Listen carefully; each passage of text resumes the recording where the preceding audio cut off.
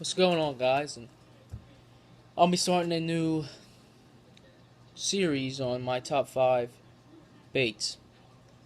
These are not baits. Some of these baits are not, baits I throw all year. These baits are, my favorite. I throw them a lot.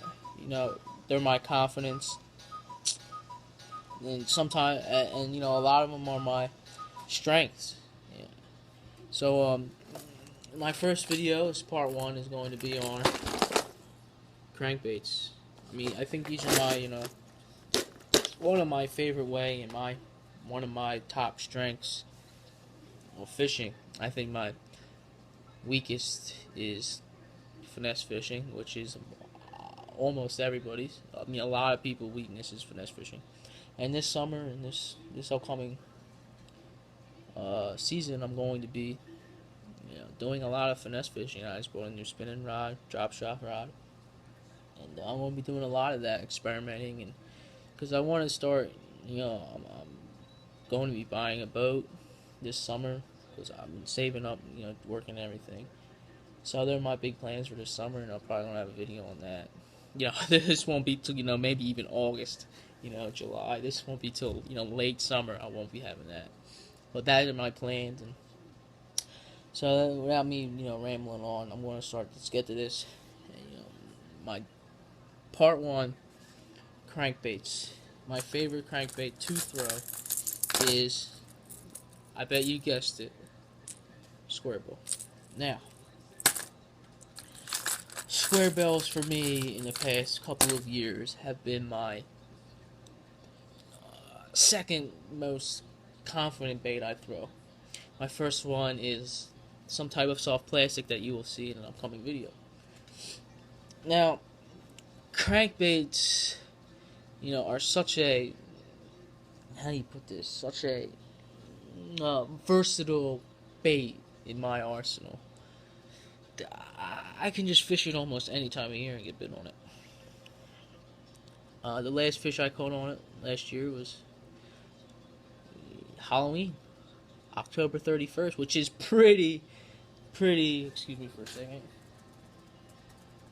My laptop is being all, I had to restore it and it's not working right. That's why I'm doing this on my iPad, which I'll be doing a lot of them on my iPad. I just got it, and I look forward to having a big tool for my videos this year. And I'm hoping to get a lot of videos out here. But whatever, let's get back on the crankbaits. Where was I? Oh yeah, October 31st, that was,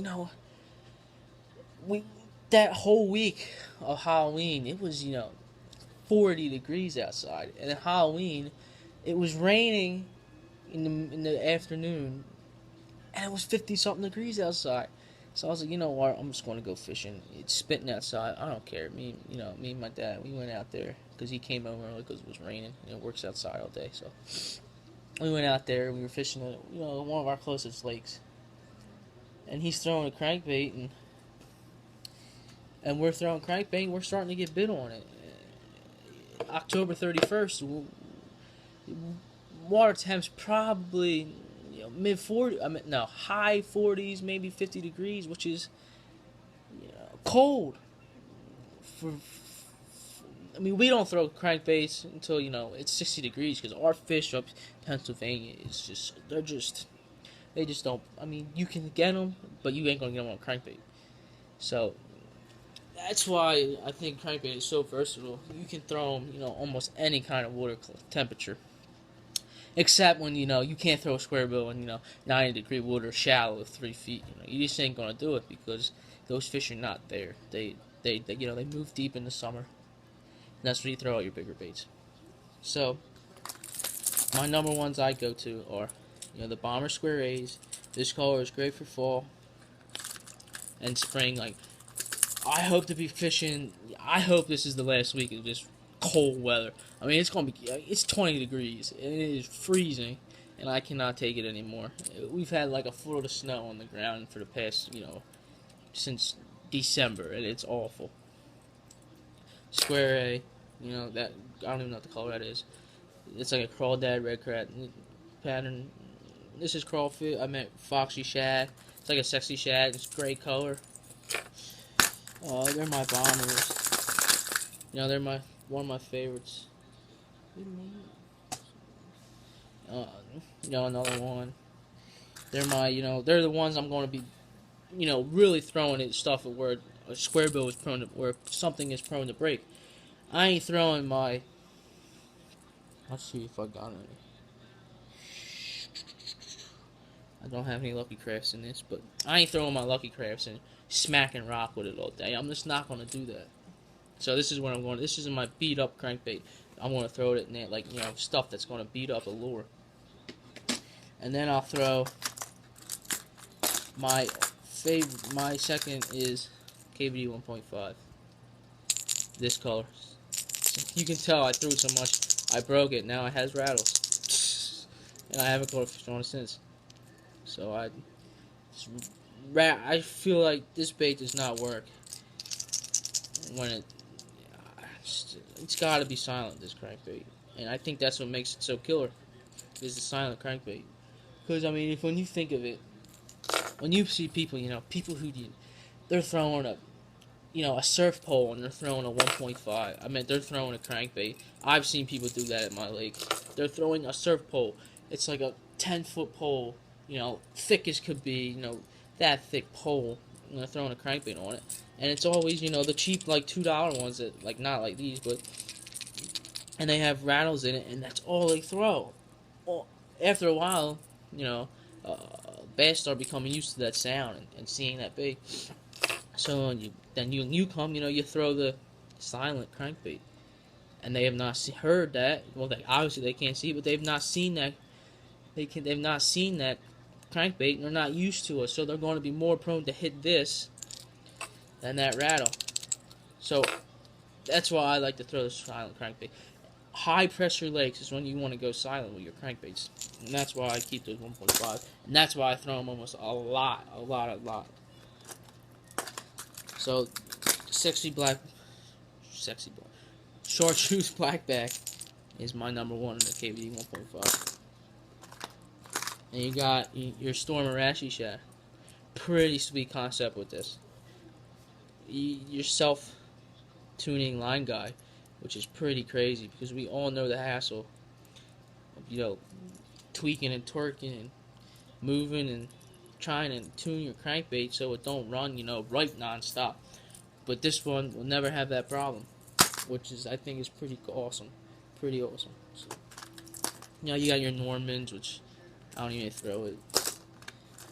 What else? Rapala Scatter Wrap, which I don't consider a square bill, but you can put it in that category, I guess. It runs pretty shallow. Little John, pretty good crankbait right here. I do not know the name of this, but it is like a holographic. You can see that, and it shines in the water when the sun hits it, which is pretty cool. And then when I keep catching my smaller fish on crankbaits, you know, I'm catching those 1 to 2 pounders, and I'm not getting up to that 3, 4, 5 pound range, which we hardly get up to the 5 pound range here in Pennsylvania. I'm going to be throwing this KVD 2.5. I do hardly.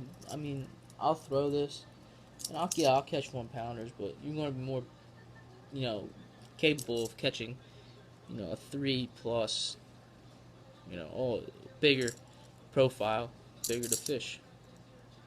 And that's what I believe when you throw. So when you're catching, you know, smaller fish on the little bomber, which is, you know, you can tell the difference. I mean, look at the difference between that lure. It is crazy. You're going to catch way more smaller fish on this lure than you will this one. You won't catch them, you know, a lot, but you will catch the bigger ones. Like this, you may catch, you know, say you catch 100 of them a day, but they're like 1 or 2 pounds. You ain't going to catch it on this. You know, you're going to catch maybe 5, you know, 4 or 5 pounders a day, you know, in a couple hours, you know, 5 to 6 hours. Then you will. You might not even catch a, you know, 3 plus on this because of the smallness, but you throw this, you got the idea. You got the idea. I mean, that's pretty much for my square bills. They're the ones I carry. I have more, but they're just the ones I carry right now. I have to stock up on some of them. Excalibur. Hold on, wait a minute. Ow, you little piece of... Look at how beat up that crankbait is. You can tell it's been through abuse. That has caught me a lot of fish, that crankbait. Look at it. I don't even know why those treble hooks are on there. I did not throw them treble hooks. I do not keep stock hooks on my baits. I always throw, let's see if I, KBD, triple grips, all crankbaits. If you want to land 95% of your fish, you should switch out your crankbaits. If you find out, you know, why am I not landing all these fish I'm catching? I'm hooking them, but I just cannot get them in the boat. Change your hooks. Look at the difference between those KBD triple grips and those hooks. Garbage. These are good. So that's, my number one thing with crankbaits. Because, I mean, it's so easy for them to spit that hook. It's like throwing, here's this for an example. I have not switched out this hooks yet. They can come apart. A red eye shad. This is a 1/4 ounce. That's what I throw the most. So I don't even have a 1/2 ounce. I just don't use them. Because I get bit more. It's my confidence. But look at these little, always on a lipless crankbait, you're going to get, that fish is going to spit. That's just the nature of this bait, is you are not going to, land as much as you would with a square bill, because it's just the nature of a lipless crankbait. So if you're losing a lot of fish on a lipless, you're supposed to. I mean, it's not you're supposed to, it's just it's going to happen. That's the nature of the lipless crankbait. So there's my square bills, and I always have one tie on. It does not matter the time of year, because you are most likely to get bit on a square bill. Not every fish in the summer moves down to deep water. Some of them stay up, and it's more the smaller fish stay up. The bigger fish go down. So the square bill is a perfect searching bait for that. You can tell if you ain't got, great electronics on your boat, which I don't. I can't really tell, if when the fish are deep or shallow. I mean, I know now because I fished the lake so much that, alright, the water's pretty warm. These deep fish are going to go deep, and I'm right 95% of the time. But when I'm not, I'm cruising the banks, and I'm going to throw that square bill, because a lot of those fish are staged up on the banks in the summer. I mean, it's just how they work here where I fish, Obviously, you guys are thinking, like, wait a minute, that's not how it is, but that's your lake, this is mine. So, I'm rambling on for just some dumb stuff, but stay tuned for number 2, part 2, which is probably going to be, I don't even know, but it's going to be something. My next top, I have so many stuff I throw, it's just hard to put down the top 5. So, thanks for watching. Stay tuned for that. Next, maybe couple of days, maybe 2-3 days. I'm thinking probably